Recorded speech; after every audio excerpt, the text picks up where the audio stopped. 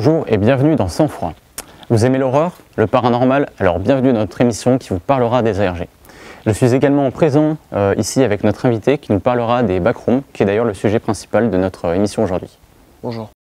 Notre programme, une émission égale une ARG. Et comme dit précédemment, nous allons rentrer dans les mondes étranges des backrooms. Et pour cette toute première émission, j'ai d'ailleurs une vidéo très spéciale à vous montrer.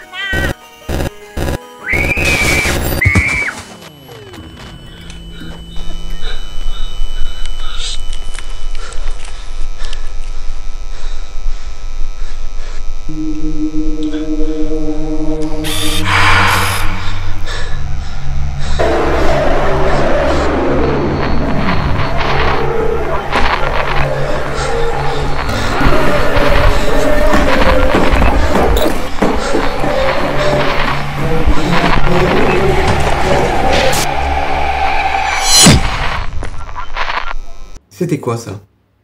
Un enfant joue normalement dans un parc quand soudain, l'étrange s'immisce dans son expérience. Il passe de façon inexplicable à travers le toboggan et se retrouve en dehors des limites de la réalité, dans un environnement vide qu'il n'était pas censé atteindre. De la même manière, supposons que cela vous arrive. Un jour, sans aucune explication, vous passez à travers le sol et vous tombez dans un endroit totalement inconnu, en dehors de la réalité. Une odeur humide provient de la moquette. Des néons produisent un vrombissement sourd.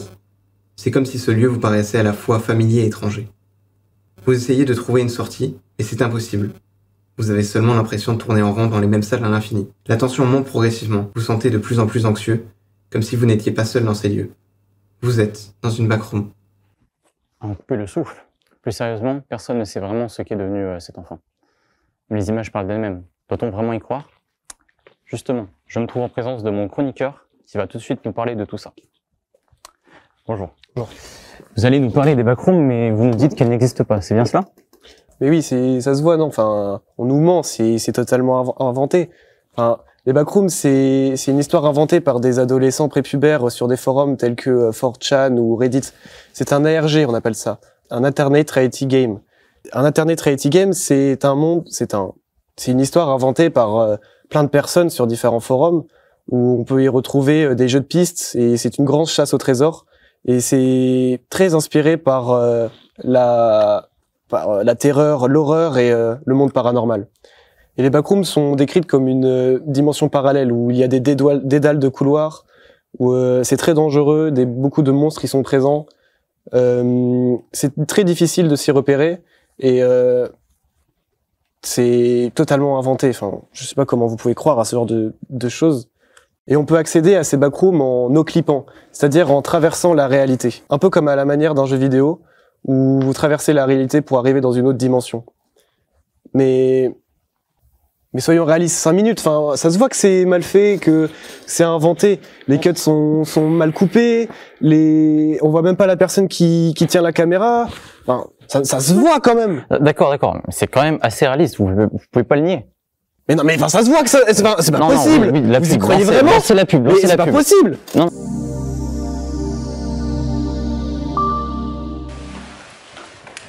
Monsieur, vous cherchez un appartement? Si, vous voulez. Si, monsieur. Crise, inflation, problème de logement. Vous cherchez un appartement, une maison? J'ai la solution pour vous. Les backrooms. Vous connaissez les backrooms? Un endroit parfois dangereux, mais ne vous inquiétez pas. Bon ok, parfois il y a des entités, comme des personnes sans visage appelées des Faceless Watchers. Bon, il y a également des party-goers qui vous manipulent. Bon, parfois il y a aussi des skin stealers qui se réincarnent dans la peau de vos animaux afin de plus facilement vous tuer. Mais à part ça, c'est génial et en plus c'est pas cher. Ouvert depuis...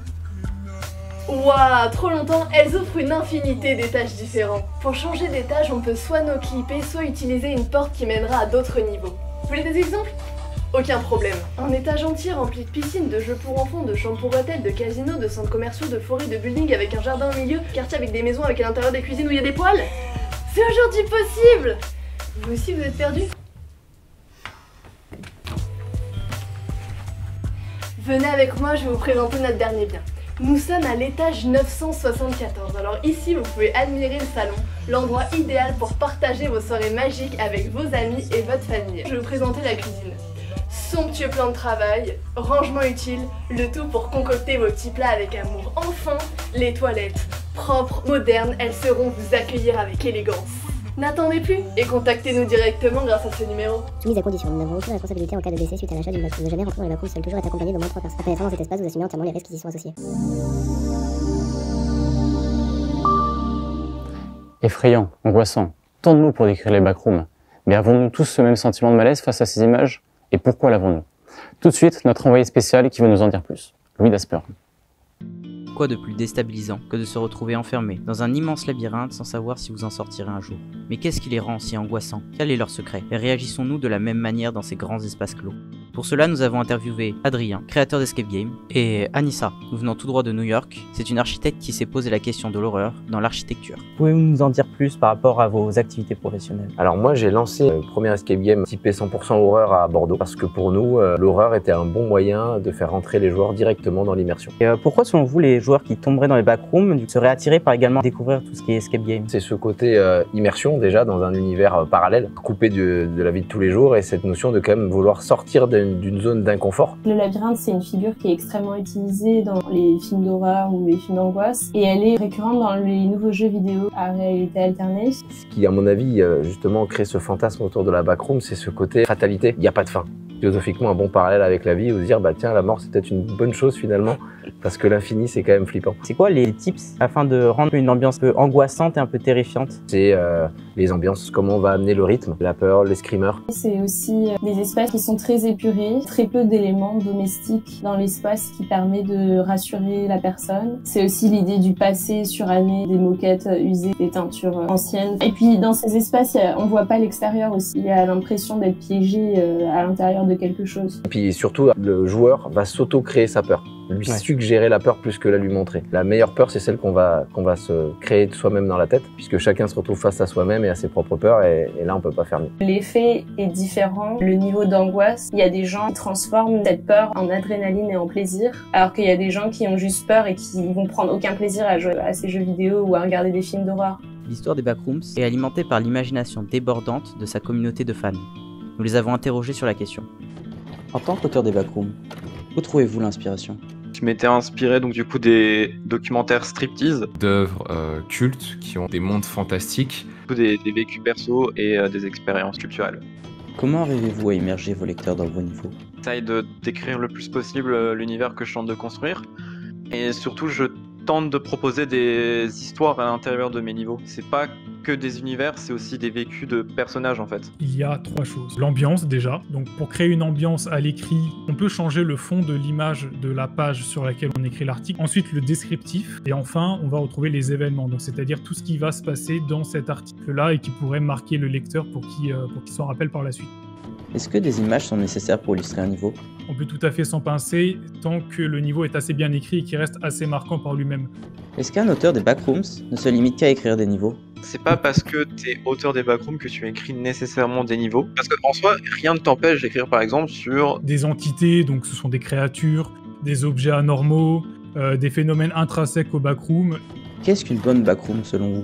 C'est un niveau qui est réussi à provoquer de l'immersion, à proposer quelque chose d'intéressant, que ce soit en termes d'histoire ou d'univers. Que ça me donne une émotion forte. C'est pas du tout un endroit que j'imaginerais dans la vie réelle et qu'il y a vraiment quelque chose d'étrange avec cet endroit, qui me pousse en fait à m'imaginer dedans.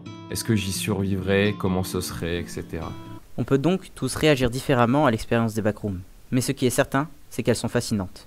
Désormais, retrouve Franck. Franck fait partie d'une communauté en ligne qui se charge de faire de nombreuses créations autour des backrooms. Cela peut aller des jeux vidéo comme du court-métrage. Bonjour Franck. Bonjour. Vous faites partie de cette communauté en ligne. Vous allez nous parler des backrooms et nous dire à quel point c'est important de garder cette part de mystère, c'est ça? C'est ça. Oui, pour moi, il est vraiment primordial de garder cette part de mystère dans la légende. Mais pourquoi me direz-vous? Eh bien, les internautes savent très bien. Beaucoup sont fabriqués. Mais cette légende des backrooms a pris vie, générant des jeux, des écrits collaboratifs et même des courts-métrages. Et toutes ces créations ont vu le jour grâce à la communauté et ont permis de perpétuer cette légende et la faire connaître au grand public. Cela attire parce que l'humain adore se faire peur. il aime s'immerger dans les mondes imaginaires. C'est comme avec les films d'horreur. On sait que c'est du faux. Alors, pourquoi on continue à y aller hein? Eh bien parce qu'on aime cette sensation et les émotions qu'ils peuvent nous faire ressentir. De plus, les TikTokers alimentent ces théories en prétendant avoir réussi à localiser certaines de ces backrooms sur Google Earth. Ça permet de rendre encore plus crédible la théorie et de la faire vivre. D'accord, eh bien merci beaucoup Franck d'avoir répondu à cette question, c'était très intéressant. Nous allons directement passer à l'interview plateau. Nous nous retrouvons désormais en présence de Rapki. Rapki est un youtubeur de 21 000 abonnés, spécialiste de l'horreur. Il va pouvoir nous en dire plus sur les backrooms. Bonjour Rapki, vous êtes actuellement en direct avec nous. Pouvez-vous nous en dire plus sur vous? Salut à tous, je suis Rapki, youtubeur humoristique. J'aime bien me pencher sur tout ce qui est horreur sur internet dans les backrooms. Les backrooms sont pour certains concepts encore un peu flous à ce stade de l'émission. Qu'est-ce que sont les backrooms pour vous? Les backrooms sont un ensemble de couloirs et de salles générées à l'infini, aléatoirement, dans lesquelles vous ne retrouverez plus jamais votre chemin à la réalité. Bonne chance pour vous en sortir. Je vois. D'après vous, qu'est-ce qui rend les backrooms si intéressantes? Qu'est-ce qui vous plaît dans cet univers?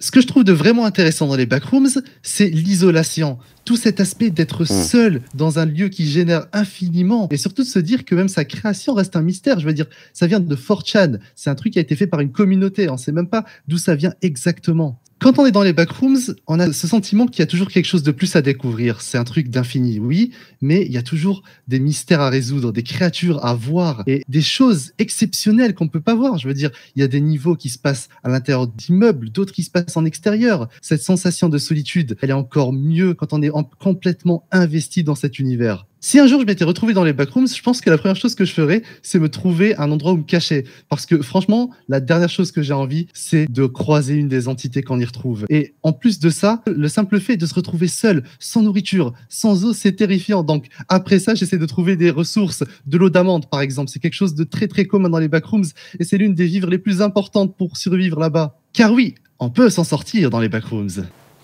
Différentes interprétations des backrooms peuvent être faites, n'est-ce pas?